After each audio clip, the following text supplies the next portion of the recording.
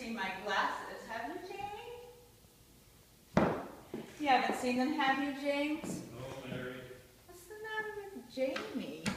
You haven't been nagging at him, have you? You really need not to show so much contempt for him all the time. It's not his fault. I spoke too soon, Mary. We're in for another night of fog, I'm afraid. I won't mind tonight. No, I don't imagine you will, Mary. I don't see Jamie going to the hedge. Where did he go? He's going with Edmund to the doctor's. He went up to change his clothes. I'd better do the same, or I'll be late for my appointment at the club. No, wait. I don't want to be alone yet. You have plenty of time, and there's something I wanted to say. What was it? I don't remember. I'm glad Jamie's going uptown. You didn't give him any money, did you? I did not. Good, because we both know what a vile, poisonous tongue he has when he's drunk. Not that I'll mind anything that he says tonight, but he always manages to get you into a rage, especially when you're drunk too, as you will be. I won't. I never get drunk. Oh, you hold it well. You always have. A perfect stranger would never know, but after 35 years of marriage... I've never missed a performance in my life. That's the proof. If I did get drunk, it is not you who should blame me. No man has ever had a better reason. Reason? What reason? You always drink too much when you go to the club, don't you? I've got to get dressed. Oh, wait. At least until the boys come down. They'll all be leaving me so soon. But it's you who are leaving us, Mary. I? What a silly thing to say, James. Oh, I have nowhere to go. I have no friends. Well, it's your own fault.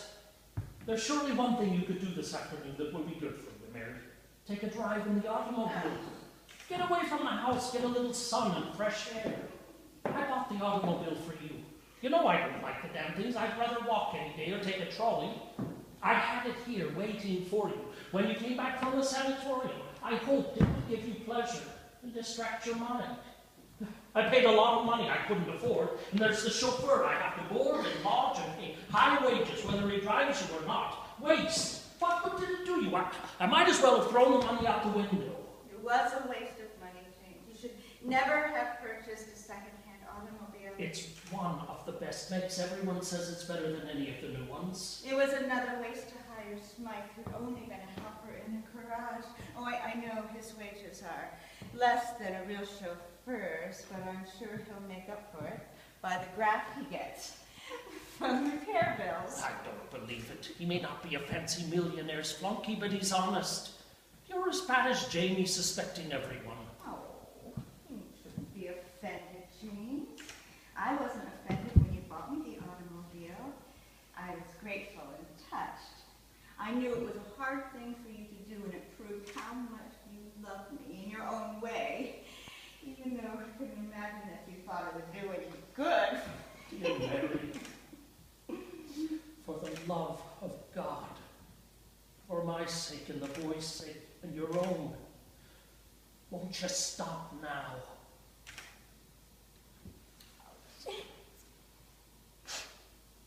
Oh, we've loved each other, and we always will. Let's just remember that, and not try to understand things that cannot be understood, or help things that cannot be helped. But you won't even try. Try? To take a ride in the automobile? If there was only a friend I could drop in and visit with, but there's not, and there never has been. At the convent, I had so many friends. But naturally, once I married an actor, you know how actors were considered in those days. Many of them gave me the cold shoulder. And then there was that scandal right after we were married about the woman who was suing you, your mistress. For God's sake, don't dig up what's long forgotten. If you're that far gone in the past already, when it's only the beginning of the afternoon, what will you be tonight? You know, nothing, but I do need to go uptown. There's something I need to get at the drugstore. Leave it to you to have some of the stuff hidden and prescriptions for more. I hope you'll lay in a good stock ahead, so we'll never have another night like the one when you screamed for it and ran out of the house in your nightdress half crazy. Oh,